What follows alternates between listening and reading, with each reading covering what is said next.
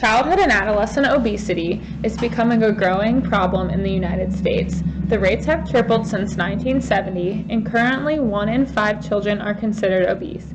This epidemic poses a huge concern for the child's present health and well-being because a child who is considered obese is at greater risk for health risks such as asthma, sleep apnea, bone and joint pain and conditions, heart disease, and diabetes. The life skills that are needed to prevent childhood obesity can be developed as early as infancy. A child's family plays the first and most influential role in lifestyle behaviors because children mimic role models and common behaviors of people they interact with the most. It is suggested that families become aware of their eating habits, including food consumption, portion sizes, and nutritional intake, as well as physical activity, especially if the family is genetically predisposed to weight gain.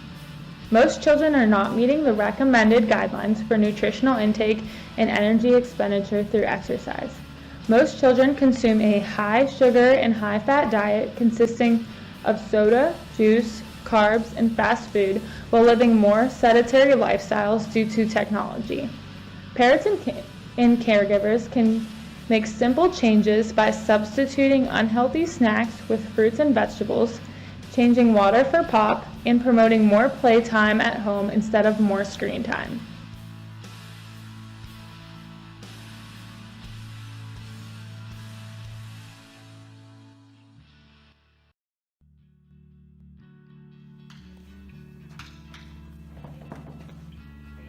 Six. Good.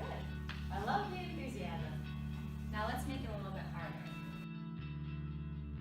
Currently, children spend 7 to 9 hours a day at school. Most schools have seated desks, requiring the students to sit for the majority of the day, and then they go home and sit to complete homework or watch TV.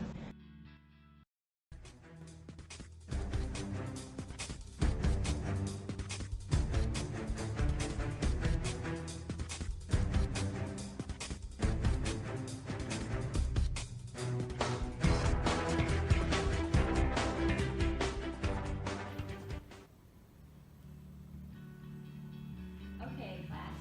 So I know it's the end of the day and you're a little bit tired, but we're going to talk about sentence structure. Good. Now who can tell me which word is a noun?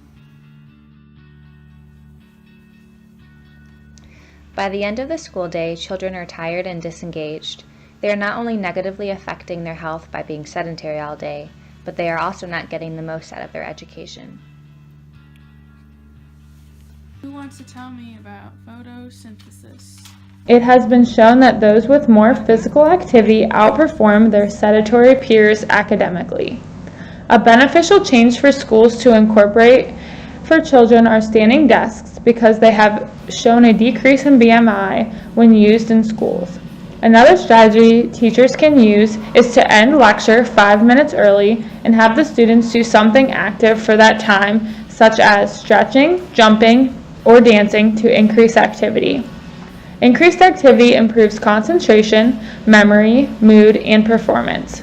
For the younger children, it is beneficial to encourage play at recess instead of passive non-social participation.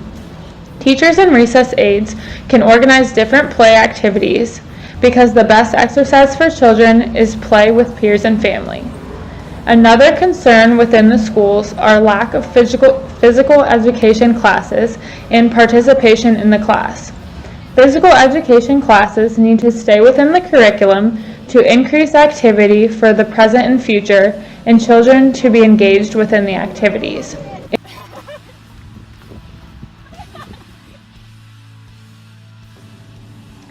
One suggestion for improving engagement in less athletic children could be interactive video games such as Dance Dance Revolution or obstacle course games, because these activities are interactive in nature as well as aerobic. Dance Dance Revolution and Just Dance have been found to have a positive effect on physical activity when children played the games during physical education class in school and then modeled these behaviors at home. This in turn increased time spent on physical activity overall throughout the day. Many children take the bus or have a ride to and from school, again promoting less activity throughout the day. It has been found that neighborhood features and environments such as walkability or bikeability areas for play such as playgrounds and green space, and accessible destinations such as grocery stores and malls increase resident physical activity. In order for children to be able to walk to and from school, it is important for them to have a safe path for travel. In the UK, one study showed that positive benefits of creating a school-wide game where children walked in groups to and from school with the goal of hitting certain targets on a treasure map.